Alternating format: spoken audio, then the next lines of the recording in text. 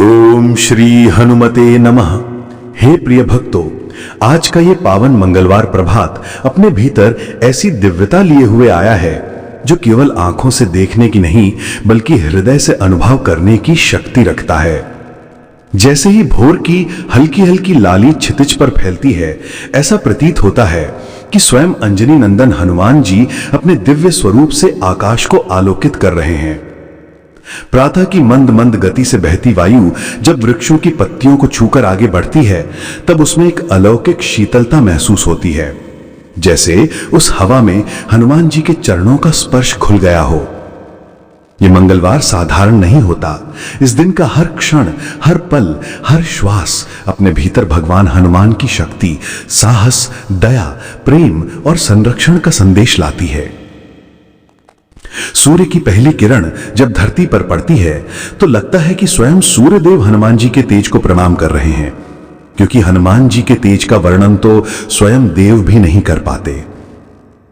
आज की सुबह को ध्यान से महसूस कीजिए भक्तों। आकाश के विस्तार में फैला वो शांत नीला रंग, उसमें कहीं हल्का सा सुनहरा स्पर्श, मानो हवा में गूंजती कोई अदृश्य ध्वनि। एक ऐसी अनुभूति जो मन के भीतर के भय को मिटाती है और भक्त के भीतर अदम्य साहस भर देती है।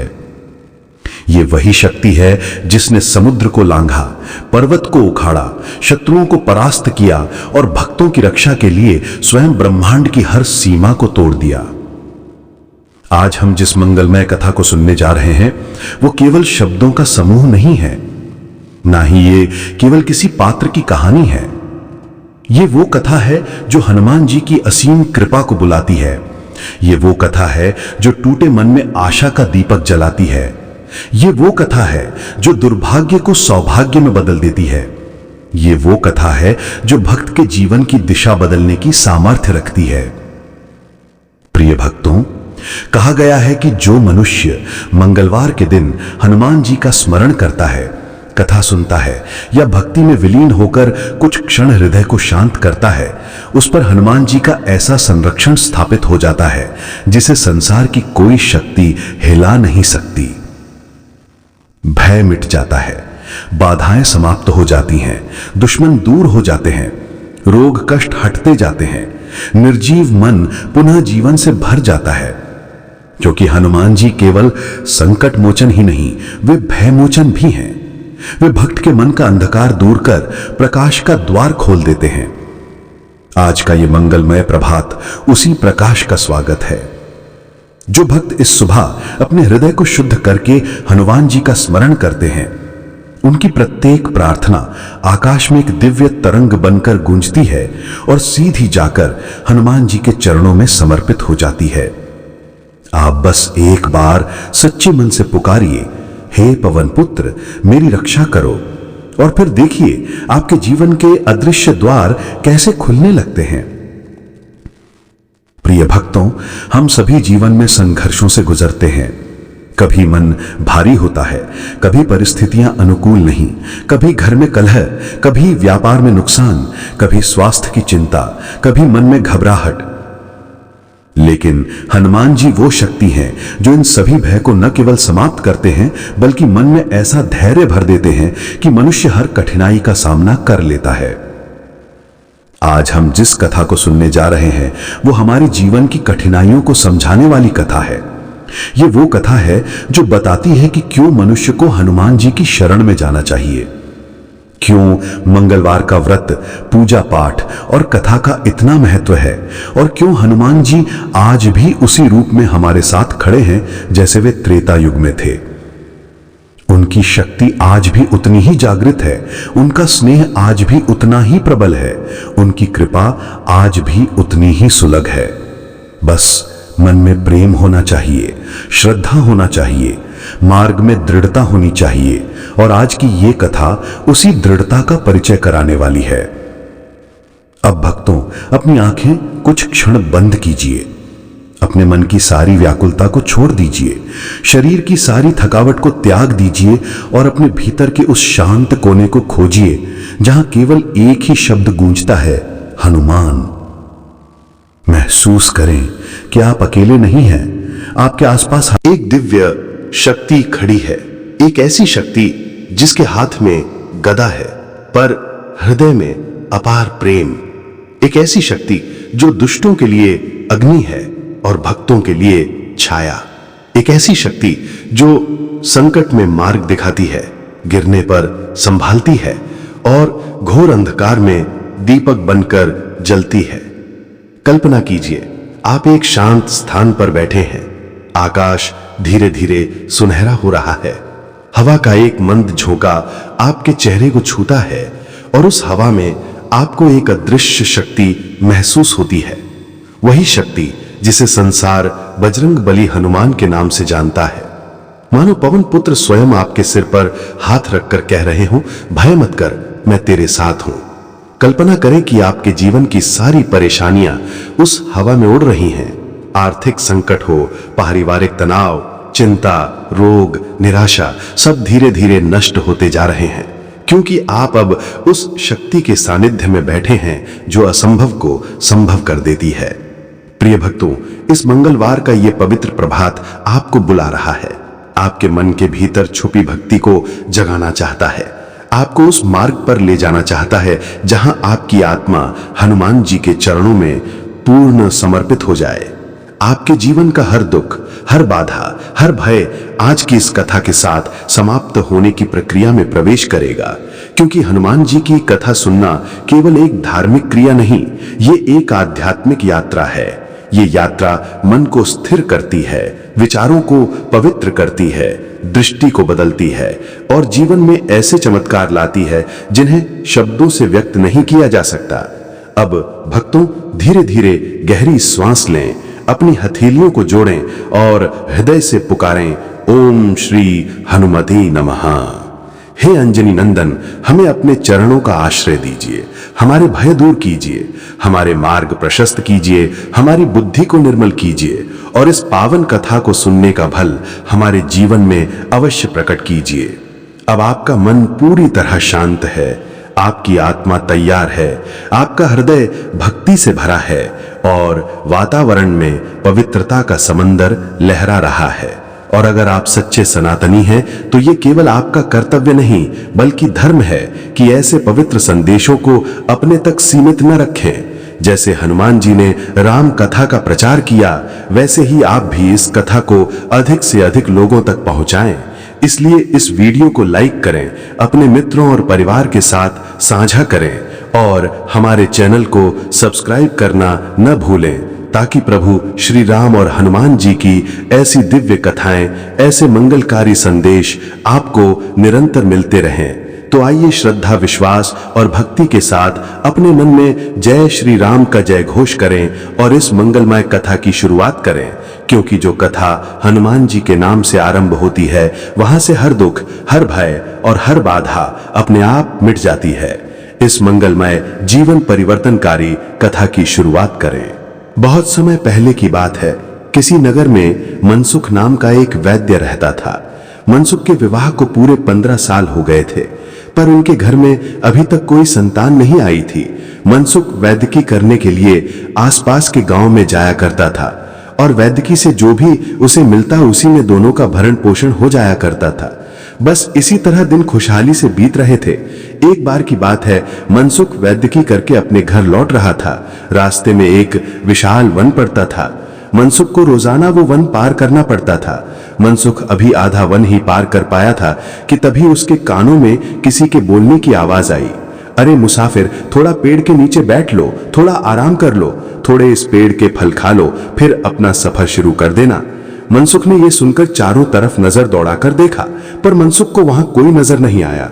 फिर मनसुख ने जिस पेड़ के नीचे खड़ा था उसके ऊपर नजर उठाई तो क्या देखता है, पेड़ की डाल पर एक हरियल तोता बैठा हुआ है जिसकी लाल रंग की चोंच थी। वही मनसुख से बात कर रहा था।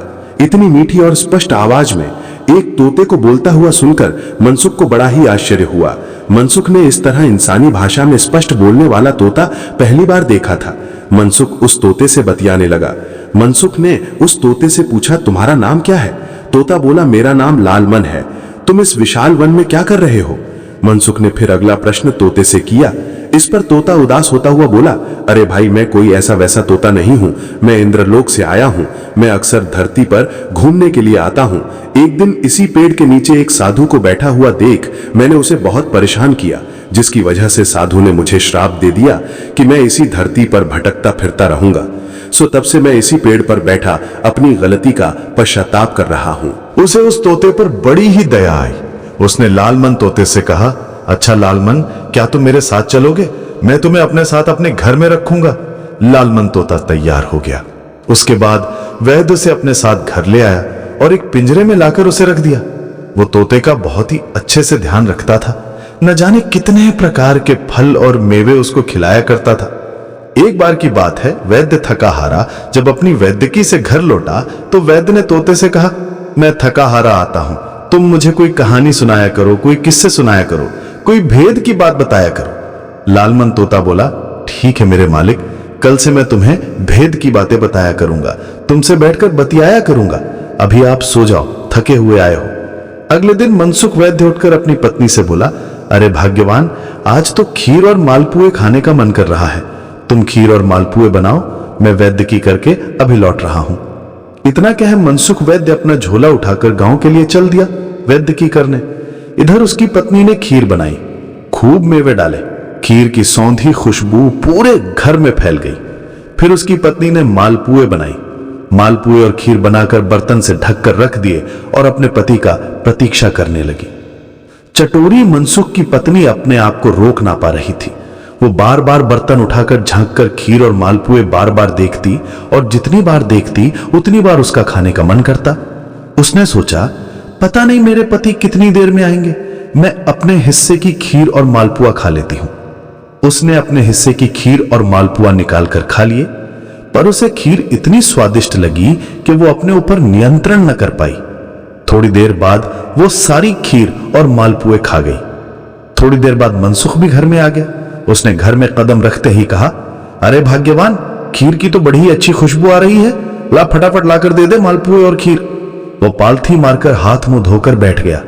अब उसकी पत्नी तो हैरान हो गई, क्योंकि खीर और मालपुए तो वो चट कर गई थी, अब मनसुख को कहां से लाकर दे।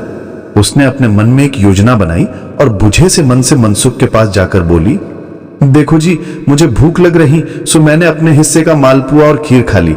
आपकी खीर और मालपुए मैंने ढककर रसोई में रख दिए, पर मुई बिल्ली आई और उसने सारी खीर और मालपुए खा लिए। बताओ मैं क्या करूं?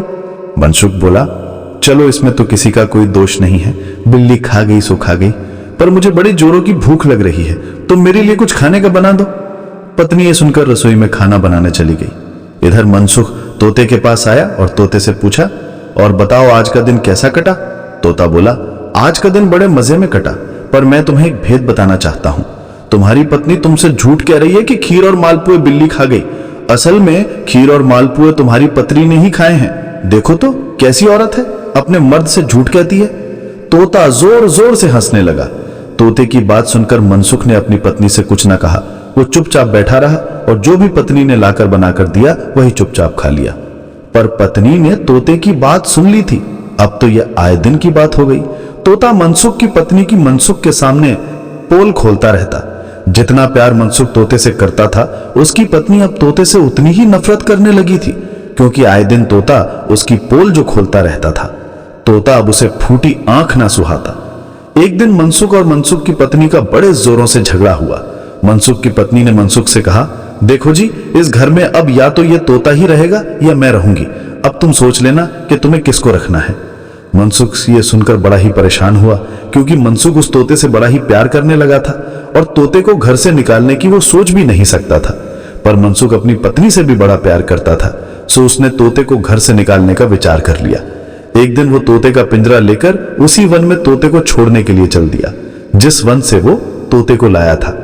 जब वो तोते को लेकर जा रहा था तो तोता रुहासी सी आवाज में मनसुख से बोला, वैद्य जी, मुझे उस वन में ऐसे ही छोड़कर मत आना, मुझे तुम किसी को बेच देना, देखो मैं तुम्हारा खूब मुनाफा करवाऊंगा। मनसुख वैद्य को लालमन तोते की बात जच गई। वैद्य तोते का पिंजरा अपनी घोड़ी पर रखे चला जा रहा था। चलते चलते रात हो गई। वो एक नदी के किनारे रुका और एक छायादार वृक्ष देखकर वो वहीं रुक गया। क्योंकि उसे थकान भी बड़ी हो रही थी। उसने सोचा रात में वन में सफर करना ठीक नहीं होगा, आगे विशाल वन है, सो नदी के किनारे इसी पेड़ के नीचे रात काट लेता हूं। सुबह सवेरे उठकर नगर में जाकर किसी अमीर आदमी को ये तोता बेच दूंगा। मनसुख वैद्य ने घोड़ी को पेड़ से बांधा, पिंजरा पास में रखा और पेड़ से टेक लगाकर लेट गया। थोड़ी देर बाद लालमन तोता बोला, वैद्य जी, आप अपनी घोड़ी को खुला छोड़ दो, वो वन की हरी हरी घास खा लेगी, नदी से पानी पी लेगी, और मेरा भी पिंजरा खोल दो। मैं पेड़ पर बैठकर थोड़े रसीले फल खा लूंगा और रात को जब तुम सो जाओगे तो तुम्हारी रखवाली भी करता रहूंगा। यह सुन वैद्य बोला, नहीं, मेरी घोड़ी भाग जाएगी और तुम उड़ जाओगे। लालमन तोता बोला, अरे वैद्य जी, मुझ पर विश्वास करो, मैं उड़कर कहां जाऊंगा, मैं यहीं पेड़ पर बैठकर रात को तुम्हारी और तुम्हारी घोड़ी की रखवाली करूंगा। वैद्य ने घोड़ी और तोते दोनों को आजाद कर दिया। घोड़ी पास में ही घास चरने लग गई और तोता उड़कर पेड़ पर जा बैठा। रसीले फल खाने के बाद वो पेड़ पर बैठकर पहरा देने लगा। इधर वैद्य की आंखें लग गई। आधी रात बीत गई। लालमन तोता पेड़ पर बैठा घोड़ी और वैद्य की रखवाली कर रहा था। तभी उसने देखा कि नदी से निकलकर एक सफेद रंग का घोड़ा वैद्य की घोड़ी के पास आया। उसने फुसफुसाकर घोड़ी के कान में कुछ कहा। घोड़ी घोड़े के साथ झाड़ियों के पीछे चली गई। लालमन तोते ने देखा दोनों में प्रेम प्रसंग चल रहा था। उसने एक बार तो सोचा कि वैद्य को जगा दूं, पर कुछ सोचकर उसने वैद्य को नहीं जगाया।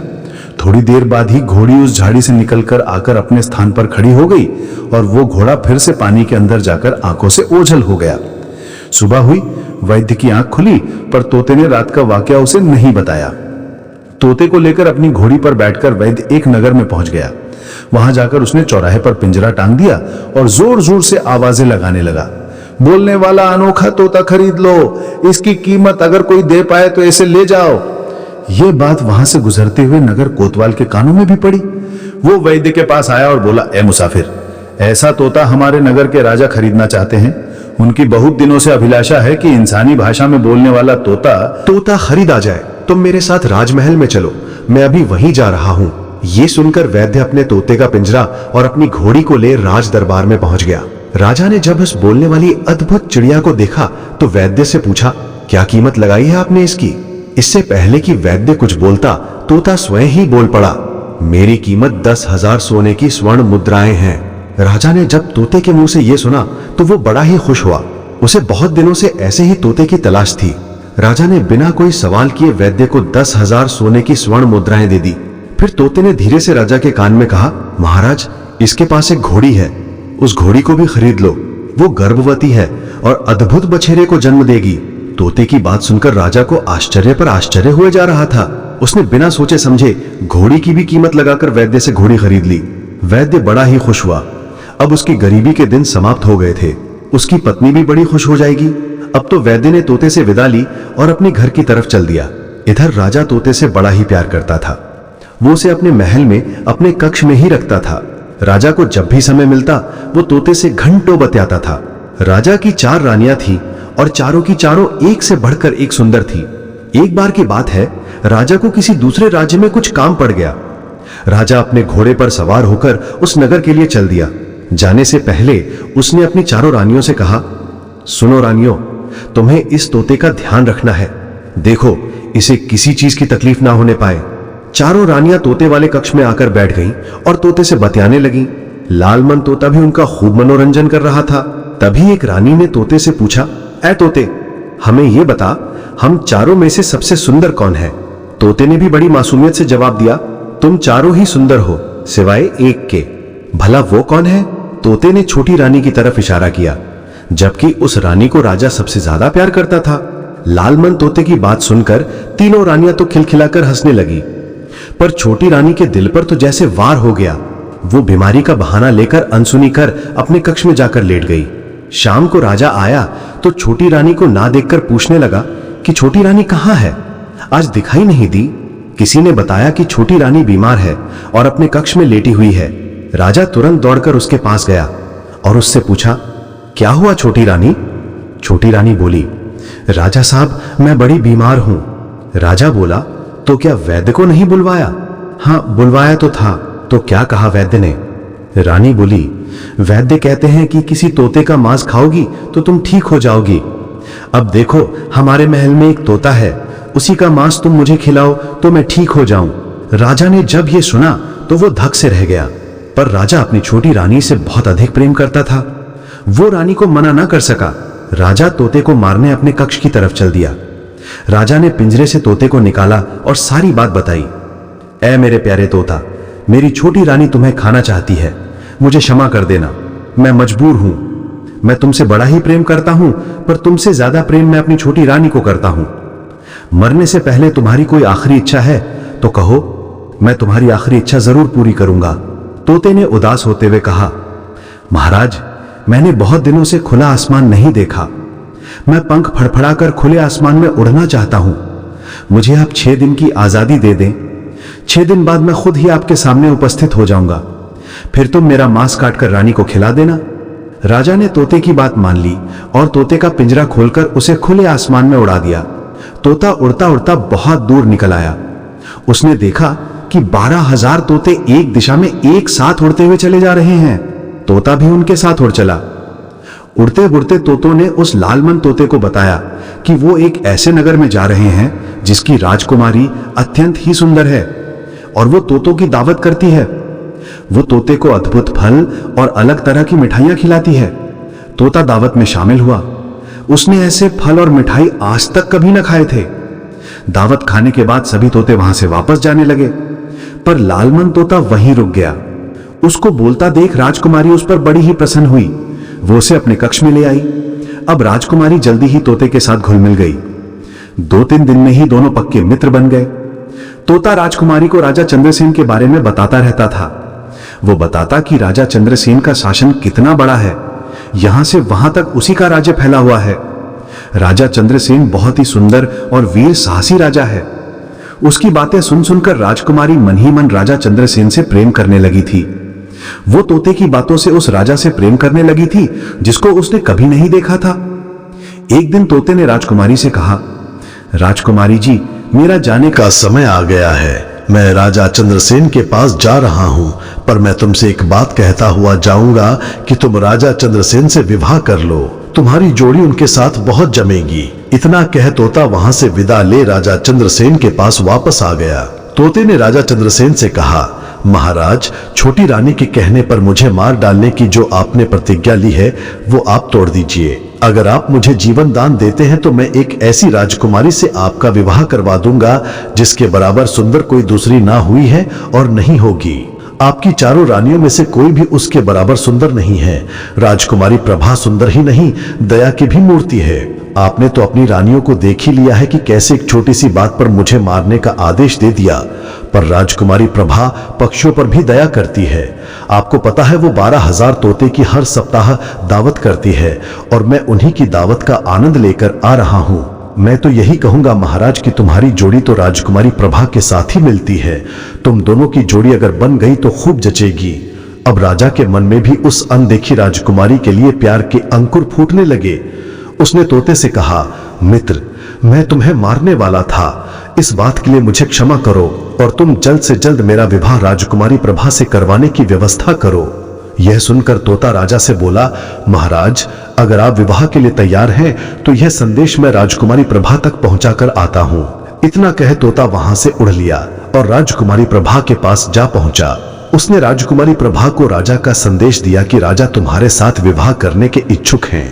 राजकुमारी उसी दिन अपने पिता के पास गई और बोली, पिताजी, हम विवाह करेंगे तो राजा चंद्रसेन के साथ ही करेंगे, अन्यथा हम आजीवन कुंवारे रहेंगे। राजा ने राजा चंद्रसेन के बारे में जानकारियां इकट्ठी की। उन्हें भी राजा चंद्रसेन बहुत ही अच्छे लगे, सो उन्होंने खुशी खुशी राजकुमारी प्रभा को विवाह की मंजूरी दे दी। तोते ने इस पर राजा को सलाह दी, महाराज, मैं तो यही कहूंगा कि साधारण ढंग से चुपचाप राजकुमारी प्रभा और राजा चंद्रसेन का विवाह करवा दो, क्योंकि आसपास के नगर में बड़े ही विरोधी हैं। यह बात राजकुमारी प्रभा और उसके पिता को जंच गई। उन्होंने तोते से कहा, ऐ तोते, जाओ और राजा चंद्रसेन को हमारा संदेश देना कि आज से 7 दिन बाद पूर्णिमा के दिन वो अकेले मेरी बेटी को ब्याहने आ जाए। राजा की यह बात सुनकर तोता संदेश वाहक बनकर राजा चंद्रसेन के पास आया और प्रभा के पिता का संदेश उन्हें सुना दिया। यह संदेश पाकर राजा चंद्रसेन तोते से बहुत खुश हो गया। उसने तोते को धन्यवाद दिया और कहा, ऐ लालमन तोते, तूने तो मेरी मुश्किल ही हल कर दी। तेरा मुझ पर बड़ा ही उपकार है।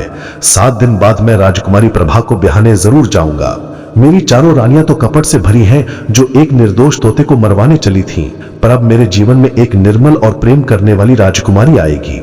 तेरा मुझ पर बड़ा ही उपकार है। इस तरह 6 दिन बीत गए। 7वां दिन भी आ गया। आज पूर्णिमा का दिन था और राजा चंद्रसेन सुबह से ही उत्साहित थे। राजा चंद्रसेन ने अपने कीमती आभूषण और राजशाही वस्त्र पहने और तोते के साथ चलने के लिए तैयार हो गया। तोते के कहने पर राजा चंद्रसेन ने वही घोड़ा लिया जो उन्होंने मनसुख वैद्य से खरीदा था। उस घोड़े पर बैठकर राजा ने वन पार किया। वन पार करके वो घाटी नदी पार करते हुए आगे बढ़ते गए। पर यह क्या, उनके सामने अब विशाल समुद्र मुंह बाएं खड़ा था। राजा चंद्रसेन ने चिंतित होते हुए तोते से कहा, ऐ लालमन तोते, इस विशाल समुद्र को हम एक दिन में कैसे पार करेंगे? राजा की चिंता देखकर लालमन तोता बोला, महाराज आप चिंता न करें। ये जो आपका घोड़ा है ये कोई मामूली घोड़ा नहीं है। यह समुद्र के घोड़े से उत्पन्न बछेरा है। इसमें अद्भुत शक्तियां हैं। यह पानी पर भी दौड़ सकता है। यह सुनकर राजा ने जैसे ही घोड़े को ऐड़ लगाई, वो घोड़ा पानी पर भी हवा से बातें करने लगा। वो पानी पर ऐसे चलने लगा कि जैसे मानो जमीन पर चल रहा हो।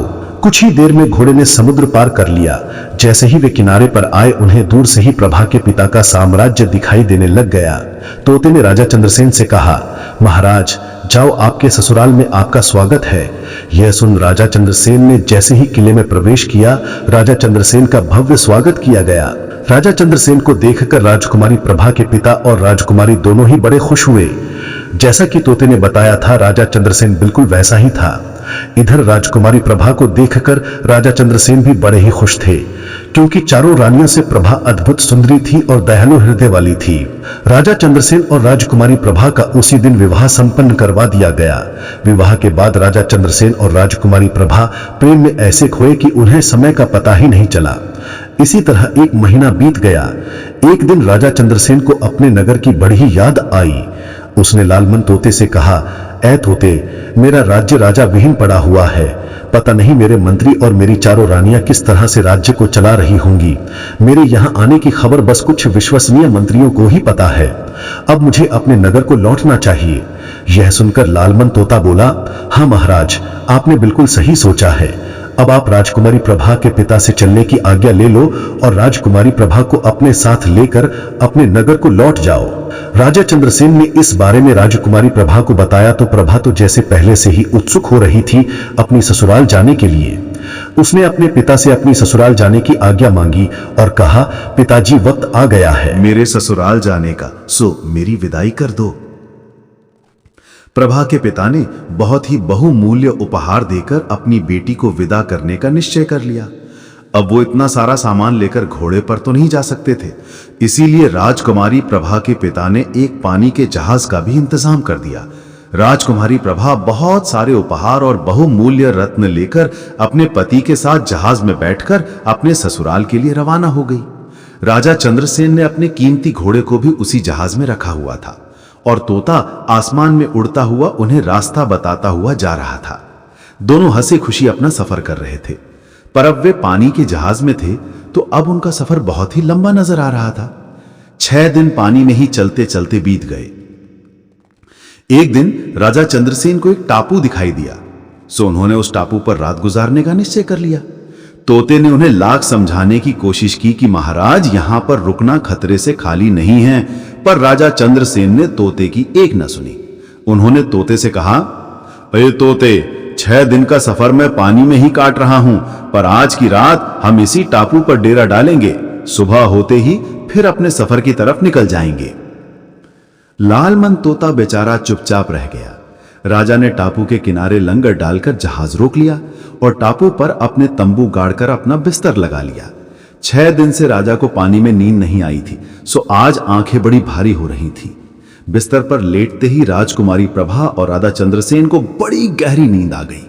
दोनों बेखबर सो रहे थे। तोता वहीं पर पेड़ पर बैठा पहरा दे रहा था।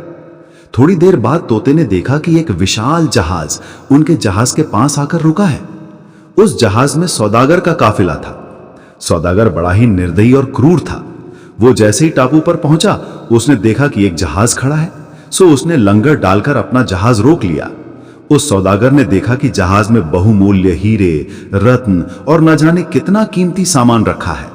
वो थोड़ा और आगे बढ़ा तो एक पेड़ के नीचे उसे बड़ा ही सुंदर घोड़ा बंधा दिखाई दिया। उसने उस घोड़े को भी अपने जहाज पर चढ़ा दिया। फिर उसने राजकुमारी प्रभा को राजा चंद्रसेन के बराबर में सोते देखा तो उसका रूप देखकर वो उस पर मोहित हो गया। राजकुमारी प्रभा नींद में जैसी विश्व सुंदरी लग रही थी। उस सौदागर ने राजकुमारी प्रभा को कंधे पर उठाया और अपने जहाज में ले गया। उसने राजा चंद्रसेन का जहाज भी अपने जहाज में बांध लिया था और सारा कुछ लूट कर वो वहां से चला गया।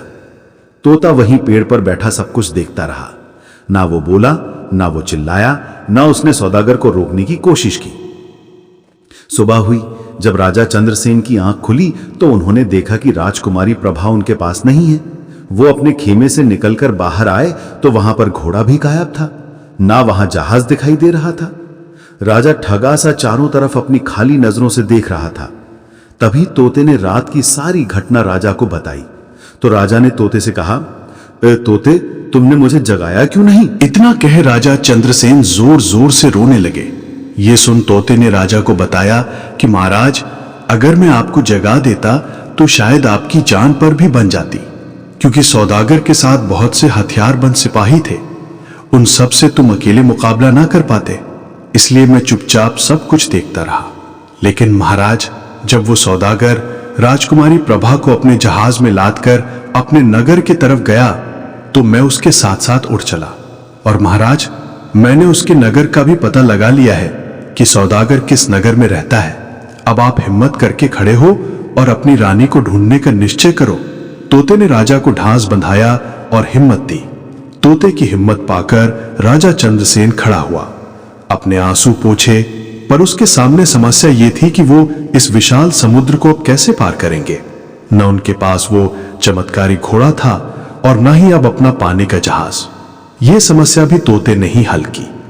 तोते ने राजा चंद्रसेन से कहा, महाराज, वो जो आप सूखा पेड़ देख रहे हैं ना, अपनी तलवार से इसे काट डालो और इसे नाव का रूप दे दो। राजा ने वैसा ही किया। उस तने को काटकर राजा ने उसे नाव का रूप दिया और पानी में उतार दिया। फिर उस वन से कुछ फल तोड़े और नाव में रखिए।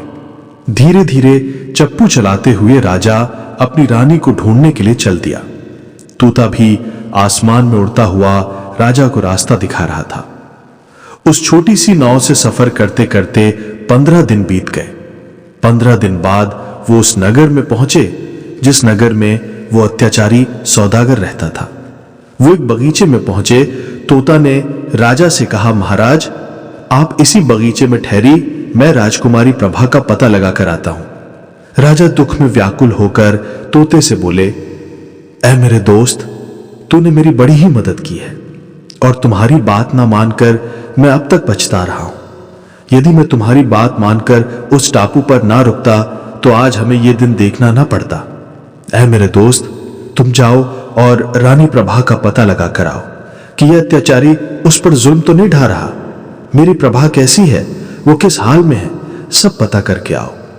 तोता ये सुन वहां से उड़ चला। वो उड़ते उड़ते उस सौदागर के घुड़साल में पहुंचा। उसने देखा कि चमत्कारी घोड़ा वहीं पर बंधा हुआ है। घुड़साल के पास ही एक छोटा सा बगीचा था। लालमन तोता उस बगीचे में गया तो उसे वहां अपने जैसे असंख्य तोते मिले। लालमन तोते ने एक तोते से गहरी मित्रता कर ली और उससे राजकुमारी प्रभा की जानकारी इकट्ठी करने लगा। उस तोते ने लालमन को बताया कि हाँ, एक बड़ी ही खूबसूरत, बड़ी ही सुंदर स्त्री इस बगीचे में फूल तोड़ने आती है। चेहरे पर उदासी, पर एक चेहरे पर अलग सा तेज है। हाँ, हो ना हो वही राजकुमारी प्रभा हो सकती है। उसने तोते से पूछा, भाई मुझे ये बताओ कि वो स्त्री फूल तोड़ने किस समय आती है? तोता बोला, अभी थोड़ी ही देर में आती होगी। थोड़ी देर बाद राजकुमारी प्रभा उस बगीचे में फूल तोड़ने के लिए आई। जैसे ही लालमन ने उसको देखा, वो तुरंत पहचान गया कि ये तो राजकुमारी प्रभा है। उस जालिम ने राजकुमारी प्रभा को बड़ा ही सताया था। राजकुमारी प्रभा के कपड़े फट चुके थे, चीथड़े जैसे उसके बदन पर लिपटे हुए थे।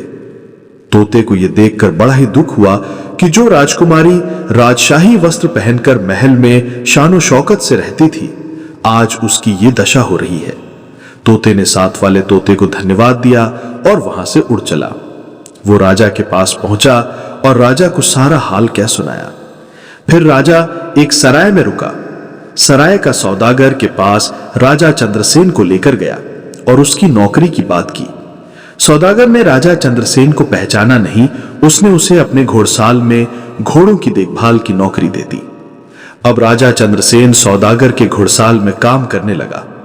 वहां काम करते करते एक दिन उसे वो चमत्कारी घोड़ा भी मिल गया। घोड़ा उसे देखते ही हिनहिनाने लगा और उसने राजा चंद्रसेन को पहचान लिया। राजा चंद्रसेन ने भी उस घोड़े को पहचान लिया और उसके सर पर हाथ फेरने लगा। वहीं पर उसने देखा रात होते ही एक दुखी सी स्त्री घुड़साल में आई और एक कोने में आकर सो गई। सुबह सवेरे वो स्त्री उठी और बाग की तरफ चली गई। राजा उसे देखकर बड़ा ही हैरान हो रहा था। अगले दिन जब वो स्त्री घुड़साल में आई तो राजा ने उसके पास जाकर उससे बात करने का निश्चय किया। राजा उसके पास जाकर बोला, हे देवी, तुम कौन हो और यहां इस हाल में क्यों रहती हो? ये सुन वो स्त्री हड़बड़ाकर खड़ी हो गई और उसने अपने पल्लू से अपना चेहरा ढक लिया। वो राजा चंद्रसेन को पहचान न पाई। असल में वो राजकुमारी प्रभा ही थी। राजा ने भी प्रभा को नहीं पहचाना क्योंकि उसने चेहरा जो ढक लिया था। राजा के पूछने पर राजकुमारी प्रभा ने कहा, ऐ मालिक, मैं तो एक मालिन हूं। मेरे पास सर छुपाने के लिए जगह नहीं है, सो रात को सोने यहीं घुड़साल में चली आती हूं।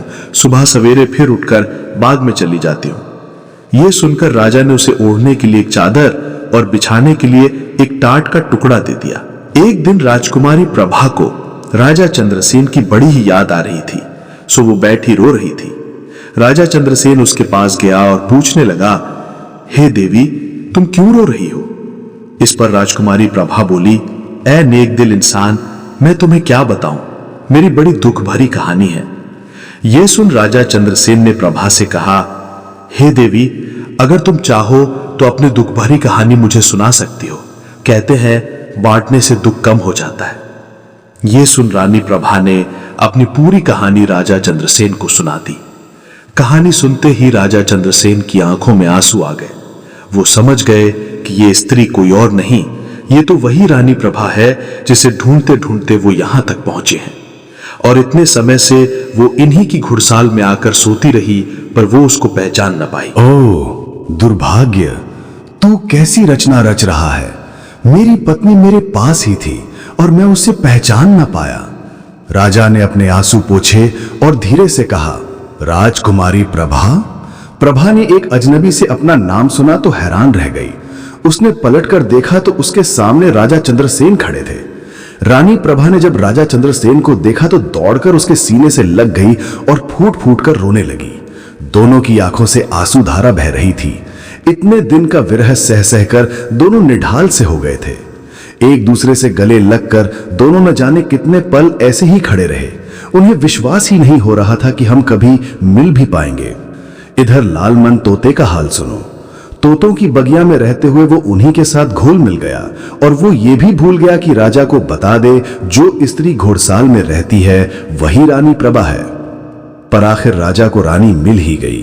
वे दोनों एक दूसरे के आंसू पोंछते रहे और एक दूसरे को देखकर भाव विभोर होते रहे। राजा ने रानी को ढांस बंधाते हुए कहा, रानी, हम आज रात ही यहां से निकल जाएंगे। वो चमत्कारी घोड़ा भी इसी घुड़साल में बंधा हुआ है, पर अफसोस कि मेरा दोस्त लालमन तोता न जाने कहां चला गया। ये सुन राजकुमारी प्रभा बोली, अरे महाराज, जिस बगिया में मैं फूल चुनती हूं वो लालमन तोता उसी बगिया में तो रहता है। उसी ने मुझे तुम्हारे यहां आने की खबर दी थी, पर उसने मुझे ये नहीं बताया कि तुम इस घुड़साल में काम करते हो। यह सुन राजा ने भी सोचा कि उसने मुझे भी नहीं बताया कि तुम ही रानी प्रभा हो। तोते पर राजा को गुस्सा तो आया, पर उसे हंसी भी आई कि है तो पक्षी, वो भी भूल गया होगा। उसे भी तो बहुत दिनों बाद इतने रसीले फल खाने के लिए मिले थे। फलों के चक्कर में वो ये बताना भूल गया होगा। राजकुमारी प्रभा तोते की भाषा समझती थी। वो उसी समय बगीचे में गई और लालमन को पुकारा। लालमन उड़ते हुए रानी प्रभा के पास आया। ये है क्या? राजा चंद्रसेन और रानी प्रभा को एक साथ देखकर तोता हैरान हो गया। उसने राजा से पूछा, महाराज, आखिर आपने रानी प्रभा को ढूंढ ही लिया। राजा ने लालमन से कहा, हां दोस्त, ढूंढ तो लिया, पर तू तो हमें भूल ही गया था। यह सुनते ही लालमन तोते को अपनी भूल का स्मरण हुआ। उसने राजा और रानी से माफी मांगी और कहा, राजन, मुझे क्षमा करें, मैं तो एक तोती के चक्कर में तुम लोगों को भूल ही गया था। शर्माते हुए तोता बोला, असल में राजन, मुझे बगीचे में एक तोती मिल गई थी, बहुत ही प्यारी तोती है, उसके साथ मेरा मन मिल गया, बस उसी के प्रेम में मैं ये सब भूल गया। राजा बोला, कोई बात नहीं मित्र, तुमने मेरी बड़ी मदद की है। अब राजकुमारी प्रभा जब हमें मिल गई है तो हमें आज रात को ही यहां से निकलना चाहिए। तोता बोला, ठीक है महाराज, आप अपनी रानी को लेकर उस चमत्कारी घोड़े पर बैठकर रात को निकलिए, मैं अपनी तोती को लेकर आसमान में उड़ता हुआ आपके पीछे चले आ जाऊंगा।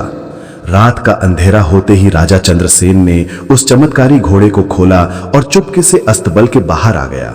रानी प्रभा को घोड़े पर बिठाया और घोड़े को ऐड लगाई। ऐड लगते ही घोड़ा हवा से बातें करने लगा। घुड़साल के सिपाही उन्हें पकड़ने के लिए दौड़े, पर वो उनके हाथ कहां आने वाले थे। वो तो आंखों से पलक झपकते ही ओझल हो गए। लालमन तोता भी अपनी तोती के साथ आसमान में उड़ते हुआ राजा के साथ हो लिया। सिपाही भी पीछे पीछे दौड़ रहे थे। राजा अब समुद्र के किनारे पहुंचा। उसने घोड़े को फिर से ऐड लगाई तो वे पानी पर दौड़ने लगा। सारे सिपाही आश्चर्य से भरे राजा को जाते हुए देखते रहे। घोड़े को पानी पर दौड़ता हुआ देख उन सिपाहियों के मुंह खुले के खुले रह गए। जब तक वे कुछ समझ पाते, राजा उनसे बहुत दूर निकल चुका था। सौदागर के सिपाहियों ने ही जब सौदागर को यह सब बताया तो वो गुस्से में हाथ मलता रह गया। उसे तो अब तक घोड़े के चमत्कार के बारे में पता ही नहीं था। उसे राजकुमारी प्रभा के हाथ से निकल जाने से ज्यादा घोड़े के हाथ से निकल जाने का दुख हो रहा था। इधर राजा चंद्रसेन राजकुमारी प्रभा को लेकर अपने नगर पहुंचा। नगर के बाहर ही उसने डेरा डाला और अपने विश्वसनीय मंत्रियों को बुलाया।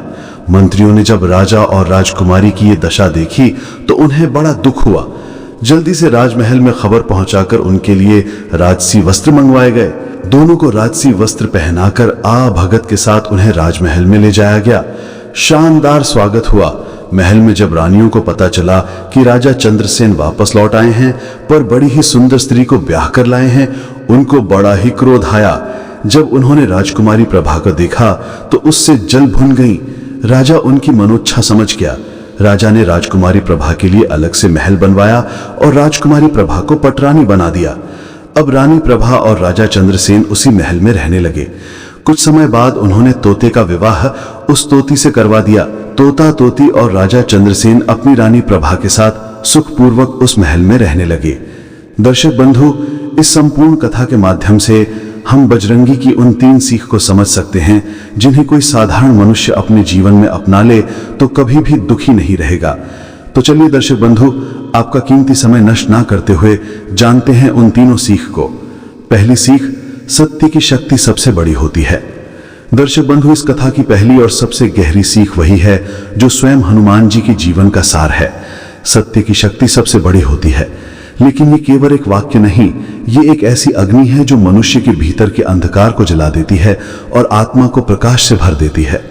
सोचिए जरा, जब लालमन तोते ने पहली बार अपनी मधुर आवाज में कहा, मालिक तुम्हारी पत्नी झूठ बोल रही है, बिल्ली ने नहीं उसने ही खीर और मालपुए खा लिए हुए हैं, तो ये केवल एक तोते की बात नहीं थी, ये एक आत्मा का साहस था जो सत्य बोलने की कीमत जानती थी फिर भी बोलती है, क्योंकि मौन रहना अधर्म होता है। लालमन जानता था कि उसके शब्द आग लगा देंगे, कि मनसुख और उसकी पत्नी के बीच दूरी बढ़ जाएगी, पर उसने फिर भी सत्य कहा, क्योंकि सत्य वही दीपक है जो शुरुआत में चुभता है पर अंत में मन को निर्मल कर देता है। यही तो हनुमान जी की पहली शिक्षा है, सत्य से मत डर, क्योंकि सत्य ही तेरी रक्षा करेगा।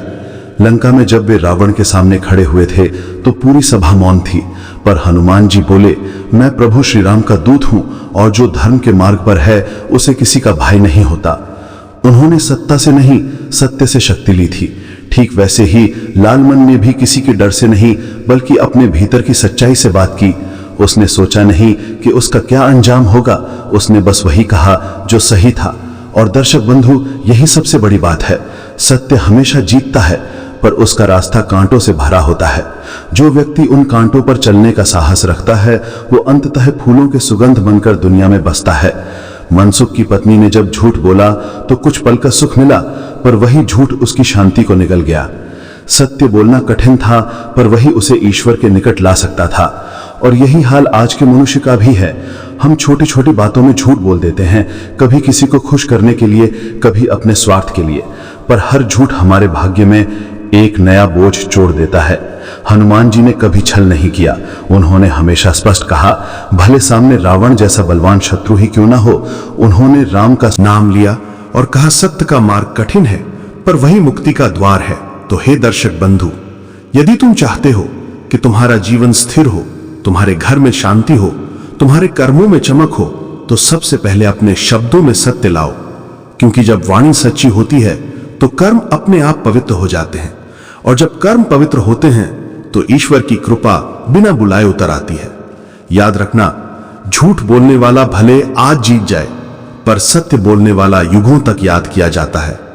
हनुमान जी इसलिए अमर हैं क्योंकि उन्होंने कभी सत्य से समझौता नहीं किया। वे हर उस हृदय में बसते हैं जो ईमानदार है, जो सत्य के लिए लड़े बिना डरता। न माने, क्योंकि जब सत्य तुम्हारे साथ होता है तो पूरी सृष्टि तुम्हारे पक्ष में खड़ी होती है। सत्य से चलने वाला कभी अकेला नहीं होता, क्योंकि उसके साथ स्वयं बजरंगबली चलते हैं, हर कदम पर, हर सांस में, हर निर्णय में। और जब जीवन का दीपक सत्य की लौ से जलता है तो अंधकार मिट जाता है और आत्मा में केवल प्रकाश रह जाता है। दूसरी सीख, भरोसा और समर्पण ही संबंधों की सबसे बड़ी नींव है। दर्शक बंधु, इस कथा की दूसरी सीख हमारे जीवन की सबसे पवित्र नींव को छूती है, भरोसा और समर्पण। अगर पहला दीपक सत्य है तो दूसरा दीपक विश्वास है। जिस घर में विश्वास की ज्योति जलती है वहां न भय टिकता है, न धोखा, न दुख। याद कीजिए, राजा चंद्रसेन और राजकुमारी प्रभा को कितने तूफान आए उनके जीवन में, कितनी बार बिछड़ गए, कितनी बार हालात ने उन्हें तोड़ने की कोशिश की, पर क्या उन्होंने एक दूसरे पर से भरोसा खोया? नहीं, कभी नहीं। जब सौदागर ने छल से राजकुमारी प्रभा का अपहरण कर लिया तो राजा चंद्रसेन टूट तो गए, पर उन्होंने विश्वास नहीं छोड़ा। उन्होंने कहा, मेरी प्रभा जीवित है, मैं उसे ढूंढ निकालूंगा। और जब राजकुमारी प्रभा अपमान और दुख में भी अपने प्रेम को याद करती थी तो वो कहती थी, मेरा राजा अवश्य आएगा, वो मुझे इस बंदी गृह से मुक्त कराएगा। यही भरोसा था जिसने दूरी को भी हारने पर मजबूर कर दिया। हनुमान जी भी तो यही सिखाते हैं, संबंध केवल शब्दों से नहीं, श्रद्धा से टिकते हैं। उन्होंने राम के प्रति ऐसा समर्पण दिखाया जो संसार में उदाहरण बन गया। जब लंका चली, जब सागर पार हुआ, जब सीता माता का संदेश लेकर वे लौटे, तो वो केवल ताकत से नहीं हुआ, वो हुआ अटूट विश्वास से। हनुमान जी ने कभी नहीं पूछा, प्रभु क्या मैं कर पाऊंगा? उन्होंने बस कहा, प्रभु आपकी इच्छा मेरी शक्ति है। ठीक वैसे ही राजा चंद्रसेन और रानी प्रभा ने भी एक दूसरे के प्रति यही भाव रखा। वे दोनों जानते थे कि प्रेम केवल शब्द नहीं होता, वो प्रतीक्षा होती है, त्याग होता है और विश्वास की अग्नि में तपना होता है।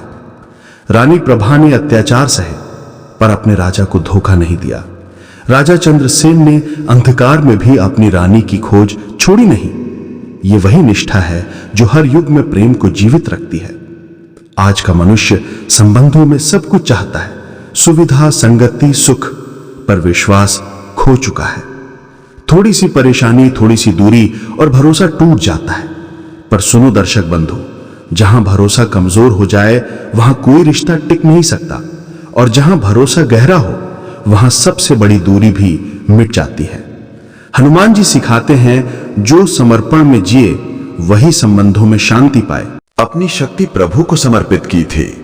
उन्होंने कहा था, मैं शरीर से तुम्हारा सेवक हूं, मन से तुम्हारा भक्त हूं और आत्मा से तुम्हारा अंश हूं। ऐसा समर्पण ही इंसान को दिव्य बनाता है। राजा चंद्रसेन और रानी प्रभा के बीच भी यही दिव्यता थी। जब दोनों वर्षों बाद मिले तो उन्होंने एक दूसरे को किसी गलती के लिए दोष नहीं दिया। उन्होंने केवल एक दूसरे को देखा और वो एक नजर ही सब कुछ कह गई। उस एक क्षण में सारी दूरियां पिघल गई, सारी पीड़ाएं मिट गई। क्योंकि प्रेम में जहां विश्वास हो वहां कोई बंधन नहीं रहता, केवल आत्मा का संग होता है। हे दर्शक बंधु, यदि तुम अपने जीवन में सुख चाहते हो तो अपने परिवार, अपने साथी, अपने मित्रों पर विश्वास रखो। शक का बीज कभी मत बो, क्योंकि शक हर रिश्ते की जड़ को खा जाता है, और जब जड़ सूख जाती है तो सबसे हरा भरा पेड़ भी सूख जाता है। हनुमान जी का दूसरा संदेश यही है, जो संबंधों में भरोसा रखता है उस पर स्वयं ईश्वर भरोसा करते हैं, क्योंकि ईश्वर केवल भक्त की पूजा से नहीं, उसकी निष्ठा से प्रसन्न होते हैं। इसलिए अपने जीवन में हनुमान की ये शिक्षा उतारो, विश्वास रखो, समर्पण रखो और प्रेम में स्थिर रहो, क्योंकि जहां विश्वास है वहीं परिवार है, वहीं सुख है, वहीं ईश्वर का वास है। जो अपने संबंधों को भरोसे की मिट्टी में सींचता है, उसका जीवन हनुमान जी की कृपा से सदैव हरा भरा रहता है। तीसरी सीख, सेवा और भक्ति का फल कभी व्यर्थ नहीं जाता। दर्शक बंधु, इस कथा की तीसरी और सबसे गढ़ सीख वही है जो हनुमान जी के चरित्र की आत्मा है। सेवा और भक्ति का फल कभी व्यर्थ नहीं जाता, क्योंकि जो दूसरों के लिए जीता है, जो प्रेम और करुणा से किसी का भला करता है, वो कभी खाली नहीं रहता। ईश्वर उसके जीवन में ऐसा प्रकाश भर देते हैं जो जन्म जन्मांतर तक उसे मार्ग दिखाता है। याद कीजिए लालमन तोता, जिसने अपने जीवन में न जाने कितनी बार अपमान, श्राप और एकाकीपन झेला। वो इंद्रलोक से आया था, पर एक गलती के कारण धरती पर श्रापित हो गया। वो चाहे तो कटु बन सकता था, अपनी पीड़ा में किसी का अहित कर सकता था, पर उसने ऐसा नहीं किया। उसने अपनी गलती को पश्चाताप का अवसर बनाया और दूसरों की सेवा को अपना धर्म बना लिया। जब मनसुख वैद्य ने उसे पेड़ से लाकर अपने घर में रखा, तो लालमन ने भी उस घर को अपनी सेवा से धन्य कर दिया। कभी सलाह देकर, कभी रक्षा करके, कभी मार्गदर्शन देकर। यही सच्ची भक्ति है, स्वार्थ छोड़कर किसी और के लिए जीना। हनुमान जी भी तो यही करते हैं। उन्होंने कभी अपने लिए कुछ नहीं मांगा। उन्होंने शक्ति भी मांगी तो श्री राम के नाम की सेवा करने के लिए। उन्होंने उड़ने की सामर्थ्य भी तब दिखाई जब वो सीता माता के लिए संदेश लेकर गए। उन्होंने लंका जलाई, पर क्रोध से नहीं, धर्म की रक्षा के लिए। लालमन भी ठीक वैसा ही करता है। वो जब राजा चंद्रसेन का मित्र बनता है तो वो उसके लिए धन नहीं, यश नहीं चाहता। वो चाहता है कि राजा का जीवन सही दिशा पाए। वो चाहता है कि दो बिछड़े आत्माएं, राजा और राजकुमारी, फिर से मिल जाएं। वो अपनी सेवा से पुल बनाता है ताकि प्रेम और धर्म फिर से जुड़ सकें। यही सेवा का असली अर्थ है, दूसरों के सुख में अपना आनंद ढूंढना। पर दर्शक बंधु, आज मनुष्य ने सेवा को सौदे में बदल दिया है। आज वो मदद करता है तो बदले में उम्मीद रखता है। वो धन्यवाद सुनना चाहता है, वो प्रशंसा चाहता है। पर हनुमान जी सिखाते हैं, सच्ची सेवा वो है जो बदले की आशा से परे हो। सेवा वो है जो मौन में की जाए, जहां हाथ काम करें पर दिल बोले, प्रभु ये आपके नाम से है। जब राजा और रानी प्रभा अंततः मिलते हैं तो वो क्षण केवल प्रेम का नहीं, सेवा का फल है। ये लालमन की भक्ति का प्रतिपल है। उसने किसी से पुरस्कार नहीं मांगा, फिर भी उसे सबसे बड़ा इनाम मिला, प्रेम, सम्मान और अपनापन। राजा ने उसके लिए विवाह की व्यवस्था करवाई और उसे सदा के लिए अपना परिवार बना लिया, क्योंकि जो दूसरों की भलाई करता है उसे अंततः वही भलाई कई गुना होकर लौटती है। हनुमान जी भी कहते हैं, जो दूसरों की सेवा में लगा रहता है उसका जीवन स्वयं ईश्वर संभाल लेते हैं। इसीलिए आज जो कहानी आप सुनने जा रहे हैं उसे अंत तक अवश्य सुनिए, क्योंकि इसमें वो शक्ति है जो आपकी किस्मत का अंधकार मिटा सकती है। बहुत समय पहले एक छोटे से गांव में रिया नाम की लड़की रहती थी। वह बहुत ही सरल, धार्मिक और सहनशील स्वभाव की थी। बचपन से ही उसके घर में परेशानियां थीं। पिता के पास कर्ज था, माँ बीमार रहती थी और खुद रिया दिन रात मेहनत करती थी ताकि परिवार का पेट भर सके। लेकिन उसकी हर कोशिश के बावजूद घर की स्थिति सुधरती नहीं थी, जैसे कोई अदृश्य शक्ति उसके परिवार को दुख की डोर में बांधे रखी हो। एक शाम रिया रोते रोते मंदिर चली गई। उसने हनुमान जी के सामने सिर झुकाकर कहा, हे प्रभु, मैंने कभी किसी का बुरा नहीं किया, फिर मेरे घर में इतनी पीड़ा क्यों है? उसी समय मंदिर के द्वार पर एक वृद्ध संत प्रकट हुए। उनकी आंखों में तेज था, पर चेहरे पर करुणा झलकती थी। उन्होंने मुस्कुराकर कहा, बेटी, हर पीड़ा का कारण पिछले जन्मों के कर्म होते हैं, लेकिन हर कर्म का समाधान भी भगवान के भक्ति में छिपा होता है। मंगलवार का ये दिन तेरे जीवन को बदल सकता है अगर तू इसे श्रद्धा से अपनाए। रिया ने पूछा, बाबा, मुझे क्या करना चाहिए?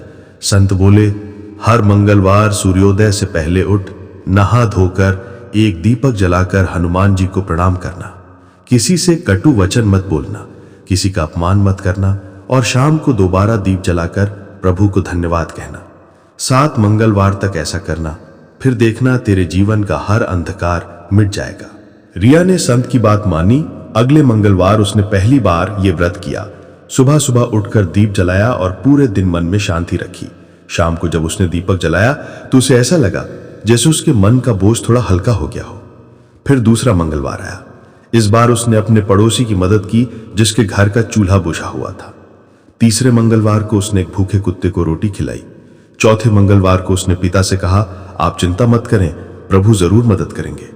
धीरे धीरे उसके जीवन में बदलाव आने लगा। पिता को एक पुराना व्यापारी मिला जिसने उनका पुराना कर्ज माफ कर दिया।